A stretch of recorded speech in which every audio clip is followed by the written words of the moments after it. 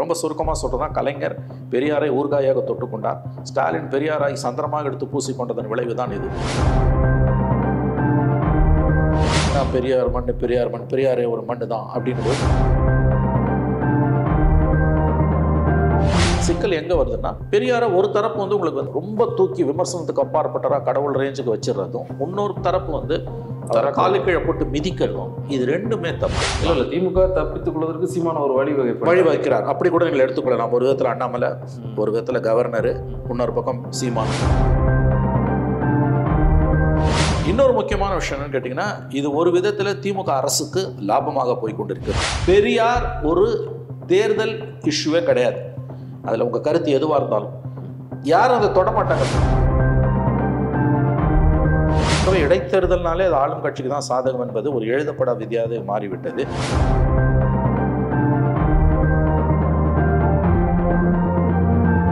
இந்த வீடியோவை உங்களுக்கு வழங்குபவர்கள் Paysys Pay, secure digital payments with multiple features and great success rate.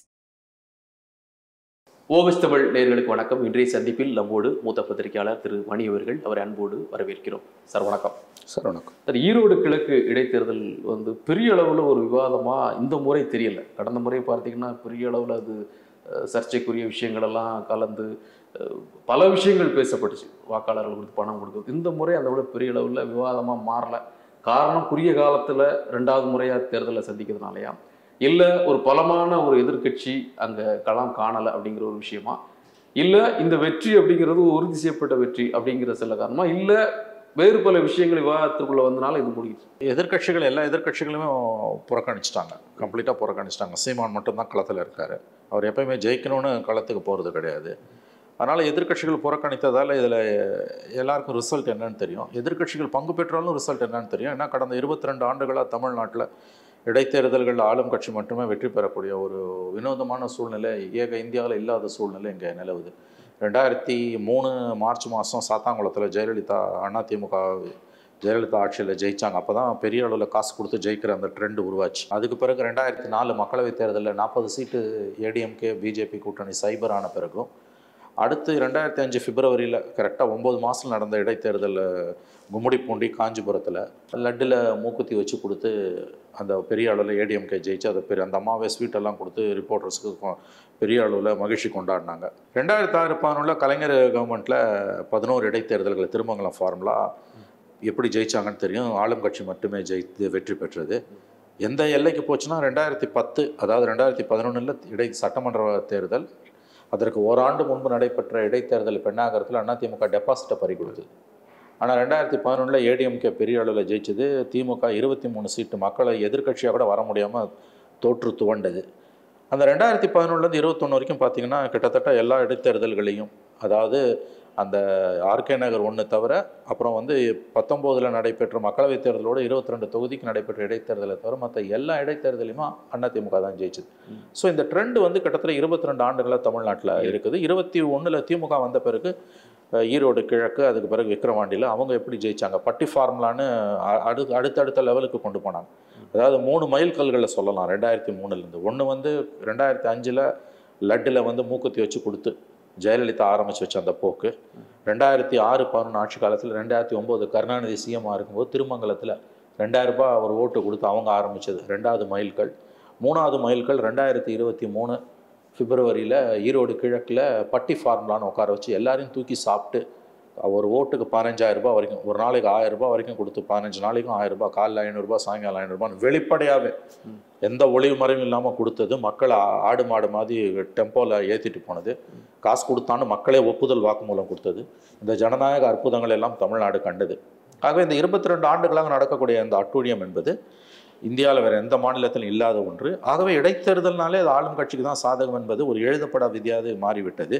கடைசியாக இடைத்தேர்தலில் எதிர்கட்சி வெற்றி பெற்றது முறையாக நடந்தது எப்போன்னு கேட்டிங்கன்னா 99 நத்தம் விஸ்வநாதன் ஜெயிச்சார், அதுதான். மற்றபடி ஆர்கே நகரையோ 19 நடந்த 22 தேர்தல்களில் 9 இடங்களில் 13 இடங்களில் திமுக ஜெயிச்சதை நீங்கள் அளவுகளை எடுத்துக்க முடியாது. ஏன்னா 19 it's mini general election. So RK Nagar Jayalalithaa தொகுதி.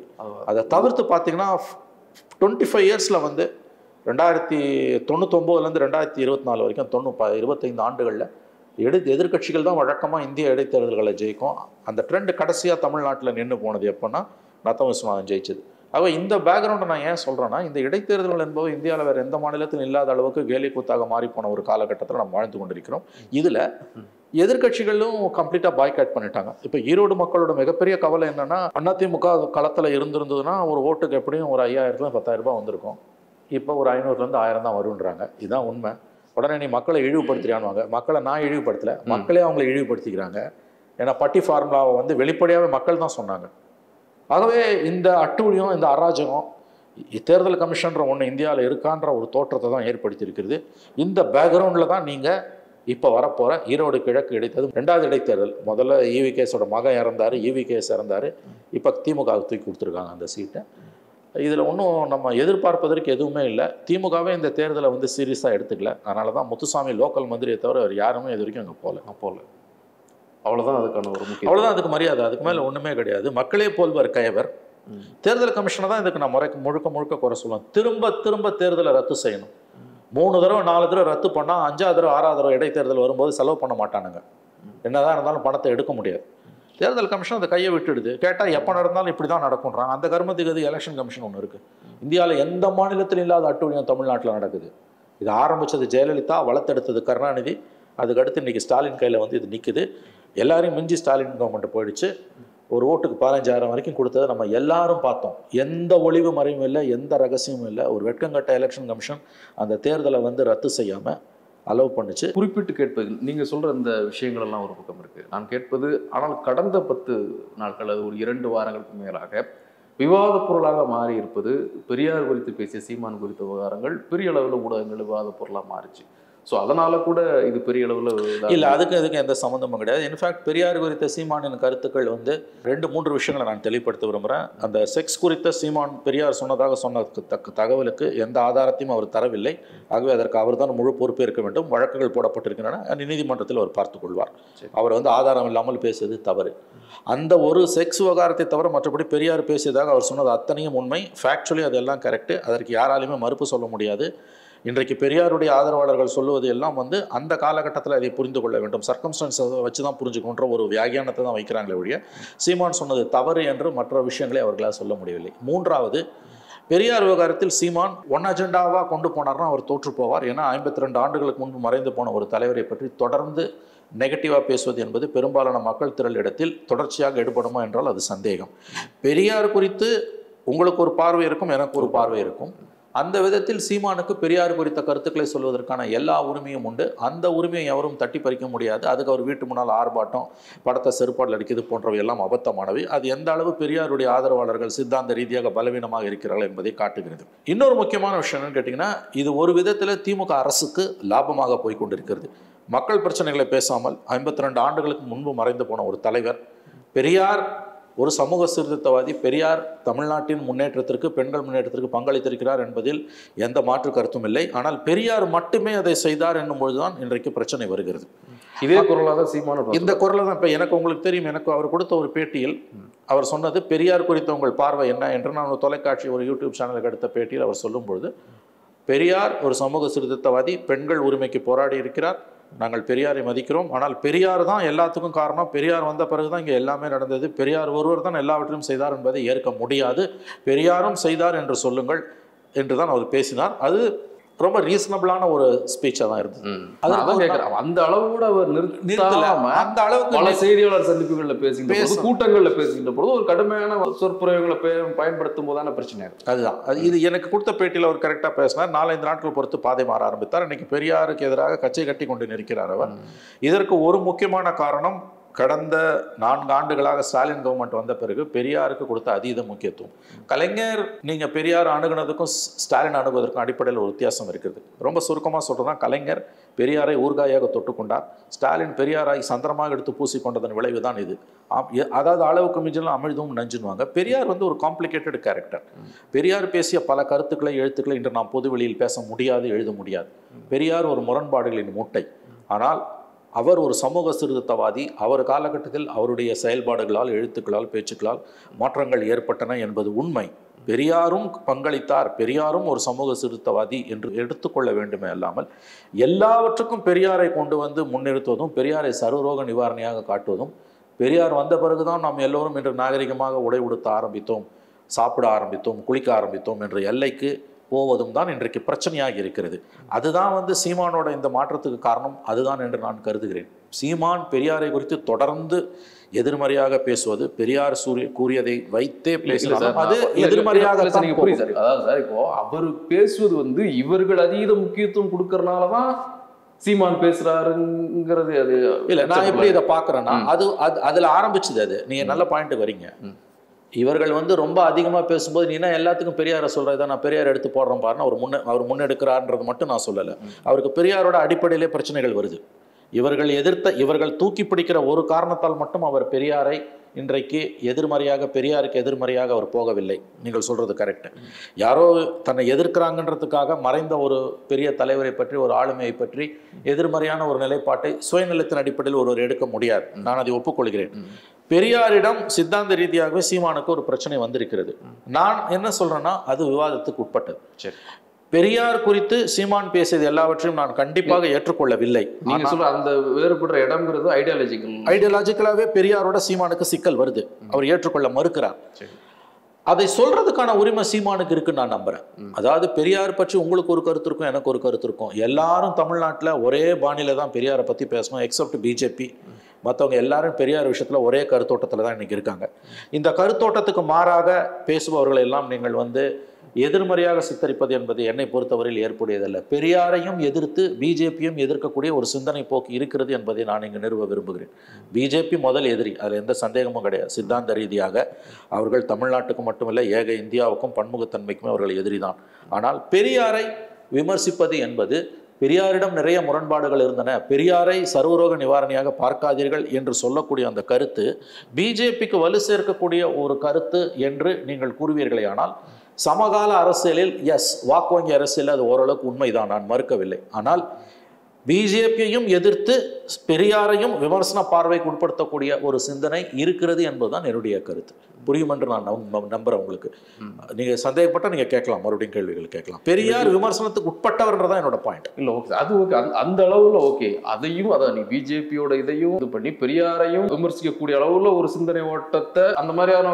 அது வந்து நீங்க பெரியாரை ரொம்ப தூக்கி பிடிக்க வேணான்ற. நான் பெரியாரை வந்து விமர்சனத்துக்கு உட்படுத்துங்க. பெரியாரை விமர்சனத்துக்கு உட்படுத்தி விட்டு பிஜேபியை வந்து எதிர்க்கக்கூடிய ஒரு போக்கு, அதுக்கான ஒரு ஸ்பேஸ் இருக்குன்னு நான் பார்க்குறேன். நீங்க பெரியார் ஓகே, அவருடைய பல விஷயங்களை நீங்க எடுத்து பார்த்தீங்கன்னா, ஹிந்தி எதிர்ப்பு போராட்டத்தில் அவர் யாரை ஆதரிக்கிறாரு? காங்கிரஸ் கவர்மெண்ட் ஆதரிக்கிறார். துப்பாக்கி சூடல வந்து பலரும் கொல்லப்படும் பொழுது பக்தோச்சலம் கவர்மெண்ட் ஆதரிச்சு காலி பயில்களை சுட்டு தள்ள வேண்டும்னு பேசினவர் அவர். 67 தேர்தலில் அவர் காங்கிரஸுக்கு ஆதரவாக ஓட்டு கேட்கிறார். ராஜாஜி தான் திமுக ஆதரவு ஓட்டு கேட்கிறார். 65, 67 நீங்க முன்னாடி சொல்றீங்க. அவர்கள் நியாயப்படுத்தக்கூடிய விஷயங்கள் எல்லாருமே அந்த காலகட்டத்தில் அந்த சூழ்நிலையில எடுக்கப்பட்ட அரசியல் முடிவுகளாகட்டும், அல்லது அவருடைய பேச்சுகளாகட்டும், அந்த காலத்தோட தான் அதை பொருத்தி பார்க்கணும். அந்த காலத்தோட தான் பொருத்தி பார்க்கணும். அதனாலதான் காலு கீழே போட்டு மிதிக்காதீங்கன்றோம். இப்ப 2 பிரச்சனை திரவியம். முதல்ல இதை நான் முடிச்சிடுறேன். 3 முக்கியமான முரண்பாடுகள்.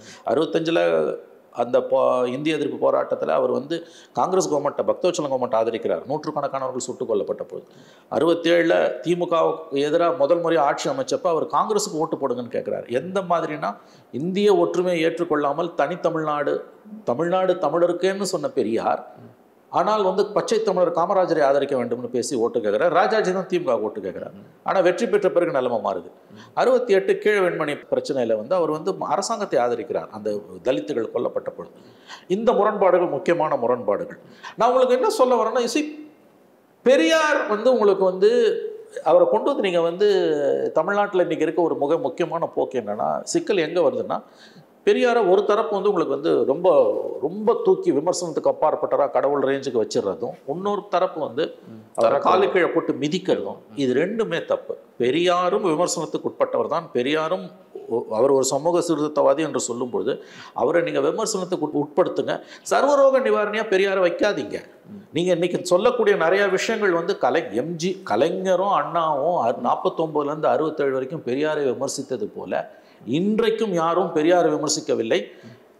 திமுகவையும் யாரும் அந்த அளவுக்கு பெரியார் விமர்சித்தது போல விமர்சிக்கவில்லை. அந்த 18 ஆண்டு கால விடுதலை, முரசொலி, அந்த 2 இதழ்களையும் வச்சிங்கனாலே உங்களுக்கு தெரியும். இன்னைக்கு எங்கே வருதுன்னா சிக்கல், நான் மறுபடியும் சொல்கிறேன், இந்த பிரச்சனை கலைஞர் கவர்மெண்ட்டில் வரல, கலைஞர் இருந்த வரைக்கும் வரல. 21 ஆட்சிக்கு வரத்துக்கு முன்னால் கூட, ஸ்டாலின் ஆட்சிக்கு வரத்துக்கு முன்னால் கூட இல்லை, ஸ்டாலின் ஆட்சிக்கு வந்த பிறகு இந்த சிக்கல் வருது. திராவிட இன்ஸ்டாக்குன்னு அவர் பேச ஆரம்பிக்கிறார். 21 ஒரு சிஎம் ஆன பிறகு தான் பெரியார் குறித்த விவாதங்கள் பெரிய அளவில் தமிழ்நாட்டில் வருது. அதில் பெரும்பாலானவை பெரியாரை ஆதரித்து தான் வருது. எதிர்மறையாக வருவது இன்னைக்கு பெரியாருடைய எதிர்ப்பாளர்கள் யாருன்றது நமக்கு தெரியும், பிராமணிக்கல் ஃபோர்ஸஸ், அதில் சந்தேகமே கிடையாது. ஆனால் நீங்கள் எல்லாத்துக்கும் கொண்டு வந்து பெரியாரை முன்னிறுத்தும் போது ஒரு எதிர்மறையான போக்கு டெவலப் ஆகுது. இன்னொன்று, தலித்துகள் குறித்த அவருடைய பார்வை. இன்னைக்கு தமிழ்நாட்டில் இருக்கக்கூடிய தலித் மூமெண்ட்ஸ், ஒருத்தர் தான் இன்றைக்கி பேசுகிறார், நான் சொல்கிறேன். அதை தாண்டி பார்த்தீங்கன்னா தலித் மூமெண்ட்ஸ் எல்லாருக்குமே பெரும்பாலானவங்க, அட்லீஸ்ட் ஐ கேன் சே, அவங்களுக்கு பெரியார் பற்றிய பார்வை என்பது விமர்சனத்துக்கு உட்பட்ட பார்வை தான். பெரியாரை விமர்சனத்துக்கு உட்பட்டு பாருங்கள். அவரை கடவுளாகவும் நீங்கள் தூக்கி வச்சு கொண்டாட வேணாம், காலி கீழே போட்டு மிதிக்கவும் வேணாம்.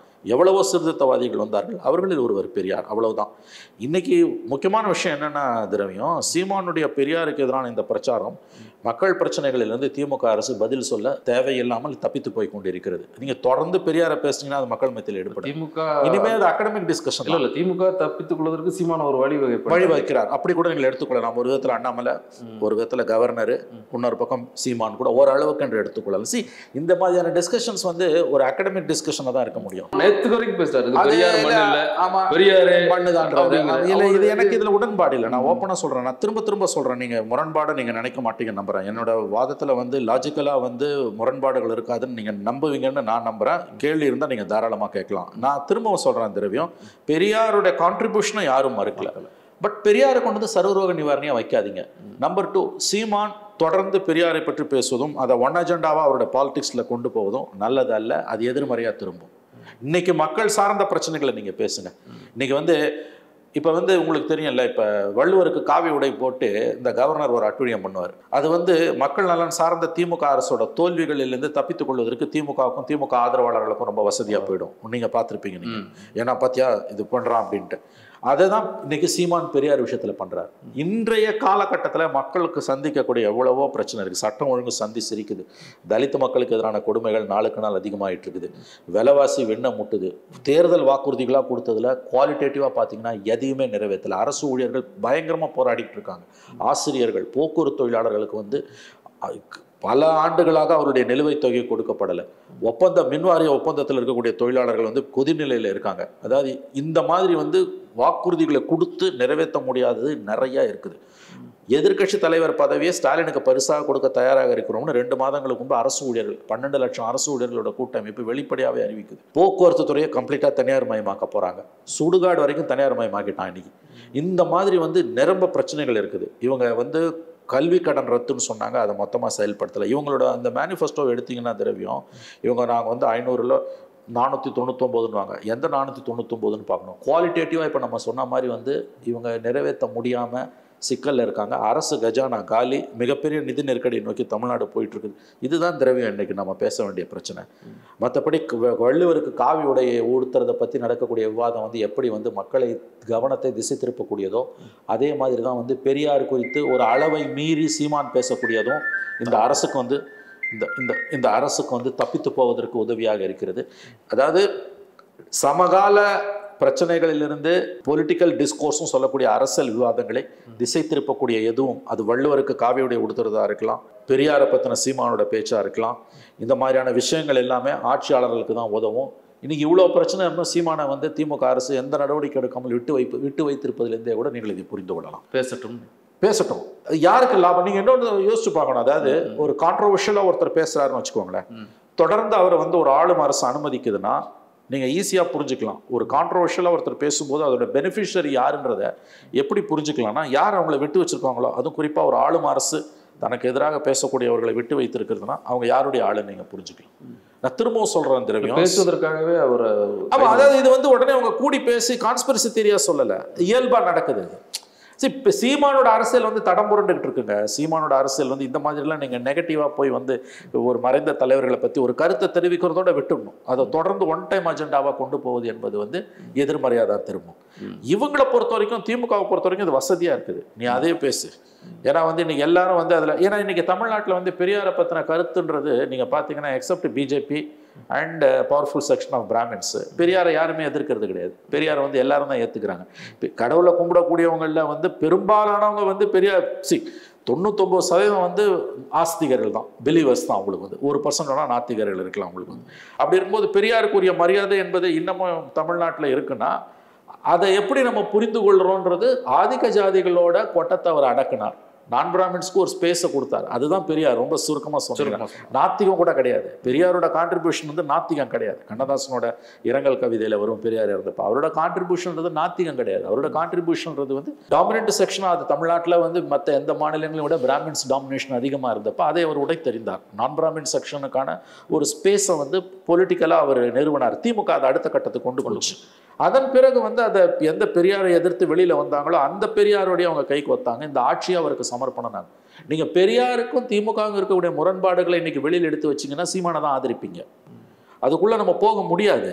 நான் அதனால தான் சொன்னேன், சீமான் வந்து ஒரு தடவை சொன்னதோட 2 தடவை சொன்னதோட விட்டுருக்கணும். தொடர்ந்து அவர் பெரியாரை குறித்து விமர்சிப்பதையே தன்னுடைய ஃபுல் டைம் அஜெண்டாவாக மாற்றினார்னா அவர் வந்து கண்டிப்பாக வந்து அவருடைய அரசியல் வந்து இன்றைக்கி இருக்க 8% ஓட்டு கூட வந்து குறைந்து போக வாய்ப்பு இருக்குது. நான் சொல்வதை நீங்கள் ஒப்புக்கொள்வீர்கள் என்று நான் நம்புகிறேன். இல்லை, நீங்கள் எப்படின்னா அதை எப்படி சொல்கிறீங்கன்னா, இப்போது அவங்க கட்சியிலேருந்து விலகல்லாம் நடக்குது, அதை வச்சு சொல்லலாம். இல்லை, அது வந்து இவங்க திமுக காசு கொடுத்து வாங்குறவங்க, அது பெரியாரில் சொல்லி வராங்கலாம் கிடையாது. அது என்னென்னா வந்து இந்த 3000 பேர் சேர்ந்தான்றதெல்லாம் கதை. அது எப்படியுமே இவெல்லாம் ஒரு ஃப்ளோட்டிங் க்ரௌடில் இருப்போம். நீங்கள் ஒன்றும் இல்லை, அந்த ஃபோட்டோஸை வச்சு பார்த்தீங்கனாலே தெரியும். ஜெயலலிதா பீரியடில் வந்து 4000 பேர் திமுகலேருந்து அண்ணா திமுகவில் சேர்ந்தோம். திமுக பீரியடில் கருணாநிதி இருக்கும்போது ஜெயலலிதா 4000 பேர் இப்படி வந்து கட்சி மொத்தமாக சேரது ஒரு பக்கம். நம்ம மாவட்டங்களில் பல்வேறு மாவட்டங்களில் அந்த கட்சி நிர்வாகிகளே ப்ரெஸ் மீட் வச்சு நாங்கள் இந்த பொறுப்புகள் வந்து விலகிறோம்னு சொல்கிறாங்க. அது என்னன்னா, இல்லை அதில் வந்து பெரியார் குறித்த அந்த கருத்து மட்டுமே காரணம் கிடையாது. அது ஒரு அடிஷ்னல் ஃபேக்டர்களாக இருக்கலாம். தேர்தலை வந்து கூட்டணி இல்லாமல் தான் சந்திக்க போகிறோம் என்று தொடர்ந்து சீமான் பேசுவது அவர் கட்சிக்குள்ள ஒரு கொதிநிலையை ஏற்படுத்தியிருக்குது. ஏன்னா எத்தனை தடவை நின்னாலும் நம்ம தோக்க போறோன்றது அவருக்கு தெரியும். அந்த யாருக்கு கட்சிக்காரன் தோக்கிறதுக்காக ஒரு கட்சி தோக்கிறதுக்காக நான் ஒரு கட்சியில், அப்போ நீ எலக்ட்ரல் பாலிடிக்ஸ்ல இருக்கக்கூடாது. வாக்கு வங்கி அரசியல் இருக்கக்கூடிய எல்லா கட்சிகளுமே கூட்டணி வச்சு தான் ஜெயிக்குது. காஷ்மீர்லேருந்து கன்னியாகுமரி வரைக்கும். அது மோடியாக இருக்கட்டும், ராகுல் காந்தியாக இருக்கட்டும், ஸ்டாலினாக இருக்கட்டும், யாராக இருக்கட்டும், எல்லாரும் கூட்டணி வச்சு தான். ஆனானப்பட்ட ஜெயலலிதா கருணாநிதியை கூட்டணி வச்சு தான் ஜெயிச்சாங்க. கூட்டணி இல்லாமல் யாருமே ஜெயிக்க முடியாது. ஆனால் தொடர்ந்து தான் கூட்டணி வைக்க மாட்டேன், தனித்து தான் நிற்பேன், 26 நான் தனித்து தான் நிற்பேன் இப்பயே அவர் சொல்றாரு. அப்படி அவர் சொல்லும்போது என்ன நடக்குதுன்னு கேட்டிங்கன்னா, வாக்கு வங்கி அரசியல் இருக்கக்கூடிய ஒரு கட்சி தொடர்ந்து இது வரைக்கும் அவர் 16, 19, 21, 24 4 தேர்தலில் தோத்து 5ஆவது தேர்தலையும் தோக்குறாரு. நான் இந்த கேள்வி அவர்கிட்ட கேட்டேன். அந்த எனக்கு கொடுத்த பேட்டியில் நீங்கள் பார்த்துருப்பீங்க. உங்கள் தம்பிமார்களை நீங்கள் எவ்வளோ நாளைக்கு இப்படியே வைப்பீங்க? இது வந்து உங்களுக்கு எதிராக போவாதானா? இல்லை, எங்களுக்கு கவலை இல்லை, நாங்கள் வந்து அடுத்த தலைமுறை வெற்றி பெறுவோம் அப்படிலாம் அவர் சொன்னார். இன்றைக்கி நீங்கள் சொல்கிறீங்கல்ல கட்சியை விட்டு வெளியில் போகிறான்னு, அதுக்கு பெரியாரெலாம் காரணம் கிடையாது. மெயின் காரணம் என்னென்னா, இவர் கூட்டணி இல்லாமல் போகிறாரு. கூட்டணி இல்லாமல் போனால் தோக்க போகிறோம். அந்த நேரத்தில் திமுக வலையை வீசுது. ரெண்டும் சேர்ந்து தான் அங்கே வெளியில் போகிறோம். இந்த வெளியில் போகிறதுக்கெல்லாம் பெரியார் காரணம் கிடையாது. பெரியார் வந்து இன்றைக்கி எந்த அரசியல் கட்சியோட ஒரு முக்கியமான ஒரு ஸ்டாண்டே கிடையாது திரவியம். இன்னொன்று, தமிழ்நாட்டில் ஒரு அரசியல் கட்சி ஜெயிக்கிறதுக்கும் தோக்கிறதுக்கும், வெற்றி பெறுவதற்கும் தோல்வி அடைவதற்கும் அதாவது வந்து உங்களுக்கு வந்து ஒரு போல் அஜெண்டாவா அது என்றைக்குமே கிடையாது. பெரியார் ஒரு தேர்தல் இஷ்யூவே கிடையாது. அதில் உங்கள் கருத்து எதுவாக இருந்தாலும் யாரும் அதை தொடமாட்டாங்க. இப்போ பிஜேபி அதை தொடலை. நீங்கள் பார்த்தீங்கன்னா சீமான் பேசல 10ல் 1 பங்கு கூட பிஜேபி பேசல. ஏன்னா பிஜேபி கொஞ்சம் ஜெயிக்கணும்னு ஆசை இருக்குது. சீமானுக்கு ஜெயிக்கணும்னு ஆசையே கிடையாது. என்ன வேணா பேசலாம். அதில் என்ன வேணா பேசலாம். It's very simple. யாராவது போய் வந்துங்க, நீங்கள் யோசிச்சு பாருங்க, ஒரு மறைந்த தலைவரை பற்றி உங்களுக்கு 1000 கருத்து விமர்சனம் இருக்கலாம். அவர் மேலே இப்படி விமர்சிக்க கூடாது. விமர்சனன்றது வேற, இப்படி கண்டினியூஸாக போய் விமர்சிக்கிறதுன்றது வந்து அதுக்கு அவர் உரிமை இருக்குன்றது வேற விஷயம். அது நெகட்டிவாக தான் திரவியம் போகும். நேற்று நான் அந்த விஷுவல்ஸ் பார்த்தேன். உங்கள் தகவலுக்கு சொல்கிறேன், நீங்களும் பார்க்கலாம், யூடியூப்ல இருக்குது. இந்த ஈரோட்டில் பேசுகிறார், பெரியார்னா பெரியார் மண்ணுன்றீங்க, பெரியாரே மண்ணு தான்றாரு. அந்த க்ரௌடு பார்த்தீங்கன்னா அதை யாருமே 90% அதை ரசிக்கல. அது 90% அதை ரசிக்கல. அதுக்கு ரொம்ப காம்ப்ளிகேட்டட் சப்ஜெக்ட். பெரியாருன்றது ரொம்ப காம்ப்ளிகேட்டட் சப்ஜெக்ட். பெரியாரை ரொம்ப விமர்சிக்கக்கூடிய செக்ஷன் பிராமின்ஸ், பிஜேபி கூட வந்து பெரியாரை சீமான் விமர்சிக்கிற மாதிரி விமர்சிக்க மாட்டாங்க, விமர்சிக்கல. ஏன்னா அது பொதுமக்கள் மத்தியில், பொது புத்தியில் அது எடுப்படாது. 52 ஆண்டுகள் கொண்டு மறைந்த ஒரு தலைவர். ஒருபோது வாக்கு வங்கிக்கு பயன்படாது. அது ஒருபோதும் வாக்கு வங்கி பயன்படாது. நீ பெரியாரை திட்டினாலும் உனக்கு வாக்கு வராது, பெரியாரை பாராட்டினாலும் வாக்கு வராது. அதையும் நான் சொல்றேன். நீ பெரியாரை தூக்கி கொண்டாடினாலும் உனக்கு ஓட்டு வராது, பெரியாரை காலி கீழே போட்டு மிதிச்சாலும் ஓட்டு வராது. ஒருத்தன் ஓட்டு போடுறதுக்கும் ஓட்டு போடாமல் இருக்கிறதுக்கும் பெரியாரை பத்தின உன்னுடைய பார்வை அளவுகோல் கிடையாது. இதை நல்லா புரிஞ்சுக்கோங்க நீங்கள். இது வந்து அவர் சீமான் வந்து பெரிய தவறு செய்கிறாங்க தான் எனக்கு தோணுது. அவர் சொன்னார், தன்னுடைய கருத்தை பதிவு செஞ்சார்.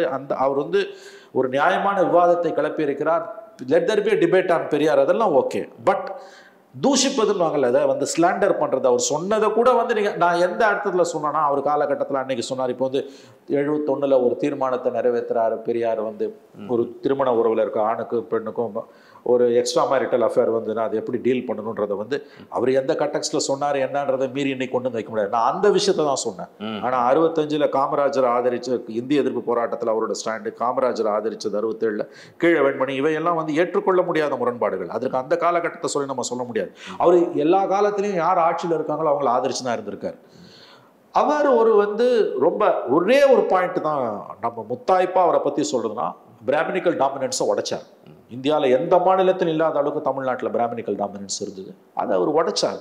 அந்த அளவில் தான் வந்து இன்னைக்கு வந்து எக்ஸப்ட் பிராமின்ஸ் மற்ற எல்லாருமே ஹிந்து கம்யூனிட்டியில் பெரும் 90% ஹிந்துஸ் தான். இன்னைக்கு இந்தியாவிலே கோயில்கள் அதிகமாக இருக்கக்கூடிய ஒரு மாநிலத்தில் பெரியார் மாதிரி ஒரு கேரக்டர் எப்படி வந்தாருன்னா அதுக்கு இதுதான் காரணம். Very simple classification. ஸோ இந்த விஷயத்தை வந்து நம்ம வந்து இந்த முரண்பாடு கலைஞருக்கு தெரியும். இன்னொன்று, அவங்க ஏன் திமுக விட்டு திமுக வெளியில் வருது? அவர் பிராமின்ஸை பற்றி பேசுறது, இந்திய ஒருமைப்பாட்டுக்கு எதிராக பேசுறதெல்லாம் அண்ணாவும் கலைஞருமே எதிர்க்கிறாங்க. கலைஞர் 66 ஜனவரியில் சட்டசபையில் பேசின பேச்சு வந்து பெரியார் ஈவேராவை ஏன் இன்னமும் கைது செய்யவில்லைன்னு பேசுகிறாரு கலைஞர். அது அவருடைய கலைஞரோட சட்டமன்ற குறிப்புகளே இருக்குது. பெரியார் ஏன் கைது பண்ணது கலைஞர் பேசுகிறாரு. ஆனால் 67 ஆட்சி அவருக்கு சமர்ப்பணன்றாங்க. ஸோ இது எல்லாமே வந்து இன்னைக்கு ஒரு அகடமிக் டிஸ்கஷன் தான். ஒரு அறிவுசார் தளத்தில் கொஞ்ச நேரம் விவாதிச்சு நம்ம கடந்து போகணும். அதை தூக்கின்னு வந்து வச்சு நீங்கள் வந்து அதை பொது தளத்தில் வச்சு தினம் பெரியாரை தூஷிப்பது என்பது ஏற்புடையதல்ல. இப்போ சீமான் வந்து பெரியார் என்ன பெரியார் மண் பெரியாரே ஒரு மண்ணு தான் அப்படின்னும் போது ஒரு 3 பேர் 4 பேர் கைத்தட்டுறான். ஒரு 300 பேர் உட்காந்துருக்காங்க, எந்த எக்ஸ்பிரஷனும் இல்லாமல் இருக்காங்க. அவருடைய ஆதரவாளர்கள் மத்தியிலே கூட வந்து இது எடுபடாமல் போய் கொண்டிருக்கிறது என்று தான் நான் பார்க்கிறேன். நீங்கள் வந்து அதை மட்டுமே வச்சு அரசியல் பண்ண முடியாது, அதை புரிஞ்சுக்கணும். நிச்சயம். நிறைவா சீமான் இஷ்யூல இப்போ இந்த பெரியார் குறித்த விவாதங்கள் வருகின்ற பொழுதே பிரபாகரன் தொடர்பான விஷயங்களை குறித்து ஒரு கடுமையான விமர்சனங்களை வைக்கிறாங்க. இவர் சொன்னது எல்லாம் எப்படி போயின்னு சொல்லி திறந்தோறும் வெவ்வேறு ஆட்களோட அது அந்த இஷ்யூ சம்மந்தப்பட்டவங்களுடைய சில நேர்காணல்கள் தொலைக்காட்சிகளில் வந்துகிட்டு இருக்குது. இவர் முழுக்க எப்படி போய் பேசுகிறார் என்பதற்கு இதெல்லாம் உதாரணம் சொல்லி அது அவர் தான் எடுப்படணும், அவர் தான் பதில் சொல்லணும். நீங்கள் இது வந்து பெரியாரை கொண்டு வந்து பிரபாகரனை கொண்டு வந்து பெரியாருக்கு எதிராக நிறுத்துறதுலாம் அபத்தமானது. நீங்கள் 1000 விமர்சனங்கள் இருந்தாலும் பெரியார் வந்து ஒரு இந்தியாவின் தலைவர், தமிழ்நாட்டின் தலைவர், இந்தியாவின் சீர்திருத்தவாதிகளில் ஒருவர், தமிழ்நாட்டின் சமூக சீர்திருத்தவாதிகளில் ஒருவர். அவருடைய கான்ட்ரிபியூஷன் 90 ஆண்டுகள் வாழ்ந்த ஒரு மனிதன் முரண்பாடுகள் எல்லாம் வாழ்ந்திருக்கவே முடியாது. 90 years அவர் வந்து கிட்டத்தட்ட ஒரு 70 ஆண்டுகள் எழுதியிருக்கார், நிறைய எழுதியிருக்கார். அவருடைய படைப்புகளை நம்ம பார்த்தீங்கன்னா கடைசி வரைக்கும் அவர் பேசியிருக்கார். தான் நம்பின தன் மனசுக்கு விரோதம் இல்லாமல் அவர் பேசியிருக்கார். அவர் ஒரு மிகப்பெரிய ஆளுமை. நீங்கள் பிரபாகரனை கொண்டு வந்து வைக்கிறதுன்றதெல்லாம் என்னால் அதை புரிந்து கொள்ளவே முடியல. அதாவது வந்து இது நேர்மறையாக தான் திரும்ப. நீங்கள் வந்து பிரபாகரனை பற்றி உங்களுக்கு ஒரு பார்வை இருக்கும், எனக்கு ஒரு பார்வை இருக்கும். சட்டத்தின் பார்வை என்ன? இன்றைக்கு முன்னாள் பிரதமர் ராஜீவ்காந்தி மற்றும் 15 பேர் கொல்லப்பட்ட வழக்கில் தேடப்படக்கூடிய குற்றவாளியாக பிரகடனப்படுத்தப்பட்டவர் பிரபாகரன். இன்றைக்கும் சார் நான் அந்த கம்பேரிசன் கூட போல, ஆக்சுவலாக அந்த ஒப்பீட்டுக்குள்ள போல, அது நிச்சயமா அது ஒரு வேற, அது போராளி குழு, இது சமூக போராட்டம், அது இனத்திற்கான போராட்டம், ஆயுத போராட்டம், அது டிஃப்ரெண்ட். இங்க சொல்றது சார், அதாவது அங்க அவர் பார்த்த விஷயங்கள் வச்சு இவர் பண்ண அரசியல்கள், தமிழ்நாட்டுக்குள்ள திரு சீமான் பண்ண விஷயங்கள், அது சர்ச்சைக்குரியதாக விமர்சனத்துக்குள்ள மாறுது. முழுக்க போய் பேசுகிறார். அவர் ஏற்றுக்கொண்ட தலைவர், தேசிய தலைவர் என்று சொல்லக்கூடிய பிரபாகரனை வைத்து இவர் மிகப்பெரிய இந்த அளவுக்கு ஒரு வாக்குகள் பெற்றிருக்கிறார், இவ்வளவு இளைஞர்களை இவர் உருவாக்கியிருக்கிறார்னு சொன்னாலே அதற்கு அவர் சொன்ன பொய்கள் தான் காரணம். இல்லை, எனக்கு அதை பற்றி தெரியல, to be frank with you. நீங்கள் சொல்கிறது வந்து இவர் போய் அங்கே பிரபாகரனை பார்த்தது சம்மந்தமாக வந்து அந்த ஃபோட்டோக்கள் பிரச்சனை இல்லை, எனக்கு அந்த விஷயத்தில் கிளாரிட்டி இல்லை, to be frank with you. Seeman சொல்லக்கூடிய கருத்துக்கு எதிராக இன்னைக்கு சில பேர் பேச ஆரம்பிச்சிருக்காங்க. ஆமாம், சில தொலைக்காட்சி பேட்டிகள்லாம் வருது. அவருடைய அண்ணன் மகன் அவங்களாம் போய் ஒரு ஒளி. எனக்கு உண்மையிலே வந்து எனக்கு அதில் கிளாரிட்டி இல்லை. எனக்கு வந்து சீமான் சொல்கிறது உண்மையா அவங்க சொல்கிறது உண்மையான என்னால் வந்து உறுதியாக ஒரு ஸ்டாண்ட் எடுக்க முடியல. நான் அந்த அளவுக்கு கூட போக விரும்பல. திரவியம், தமிழ்நாட்டில் நீ ஒரு அரசியல் கட்சி நடத்துகிற, 8% ஓட்டு உனக்கு இருக்குது, நீ கொண்டு வந்து பிரபாகரனை கொண்டு வந்து பெரியாருக்கு எதிராக நிறுத்துறது பெரிய தவறு. இது கிடையாது அரசியல். நீங்கள் சொல்லக்கூடிய இவர் பெரிய பிரபாகரனோட தனக்கு இருந்ததாக சொல்லிக் கொள்ளக்கூடிய அந்த உறவு, அந்த கான்டாக்ட்ஸ் பற்றி இவர் சொல்லக்கூடியது எல்லாமே இன்றைக்கி கேள்விக்குறியாவது. இவர் சொல்கிற அளவுக்கு ஒரு கான்டாக்ட் இல்லைன்னு சில பேர் இன்றைக்கி பேச ஆரம்பிச்சிருக்காங்க. அதில் அதோட உண்மைத்தன்மை எனக்கு தெரியாது, நான் ஓப்பனாக சொல்கிறேன். அது உண்மையாகவும் இருக்கலாம், பொய்யாகவும் இருக்கலாம். நான் ஓப்பன் மைண்டில் இருக்கேன், எனக்கு அது ஒரு இஷ்யூவே இல்லைன்ற நான் சொல்ல வருது இசி நீ இன்னைக்கு அது உள்ள உண்மைன்னே வச்சுப்போம் நீங்கள் வந்து, அல்லது அது பொய்யன்னே வச்சுக்கோ, அது எப்படி வேணா இருக்கட்டும். நீ பிரபாகரனை கொண்டு வந்து பெரியார் மாதிரி ஒரு மிகப்பெரிய ஆளுமைக்கு எதிராக நிறுத்துறதுன்றதை வந்து ஒருபோதும் ஏற்றுக்க முடியாது. இவ்வளவும் பேசும்போது கூட நம்ம ஒரு பெரியாருன்னு தான் சொல்கிறோம், நம்ம வாயிலேருந்து ஈவேரான்னு வரல. சரி, நான் சொல்கிறத நீங்கள் புரிஞ்சுக்கணும். நான் பெரியாரை இழிவுபடுத்தலை, நான் வந்து பெரியாரை ஒரு விமர்சன பார்வையோட பாருங்கன்னு தான் சொல்கிறேன். பெரியாரை சர்வரோக நிவாரணியை வைக்காதீங்கன்றேன். தொடர்ந்து நீங்கள் பெரியாரை தூக்கி தலைக்கு மேலே வச்சு கொண்டாடினீங்கன்னா அவரை காலை கீழே போட்டு மிதிக்கிற பங்கு அந்த நிலைமை தான் வந்து சேரும். இந்த நுவான்ஸு முரண்பாடு கலைஞருக்கு தெரிஞ்ச காரணத்தால் தான், அண்ணாவுக்கு தெரிஞ்ச காரணத்தால் தான் தனியாக ஒரு கட்சியே வந்து திமுகன்ற கட்சி ஏன் வந்ததுன்ற ஒரு அடிப்படையான எளிய கேள்விக்கு, சிம்பிள் கொஸ்டினுக்கு பதில் நீங்கள் தேடினீங்கன்னா நான் சொல்கிறத ஒத்துப்பீங்க. அறிவாலயத்துக்குள்ள பெரியாருக்கு ஒரு சின்ன மார்பளவு செல்ல கூட கலைஞர் வைக்கல. அது எவ்வளோ ஒரு காம்ப்ளிகேட்டட் சப்ஜெக்ட்ன்றது அவருக்கு தெரியும். பட் ஸ்டில் பெரியாரை நம்ம மதிக்கிறோம், அவரோட பங்களிப்பை நம்ம மதிக்கிறோம். அவருக்கு எதிராக கொண்டு வந்து நீங்கள் பிரபாகரனெல்லாம் நிறுத்துறது வந்து ரொம்ப ரொம்ப தவறானது. இது ரொம்ப அதாவது வந்து எதிர்மறையான அரசியல். தமிழக மக்கள் இதை நிராகரிப்பார்கள். நன்றி. இந்த வீடியோ உங்களுக்கு பிடிச்சிருந்தா லைக் பண்ணுங்க, ஷேர் பண்ணுங்க, கமெண்ட் பண்ணுங்க. மறக்காம OH தமிழ் சேனலுக்கு சப்ஸ்கிரைப் பண்ணுங்க.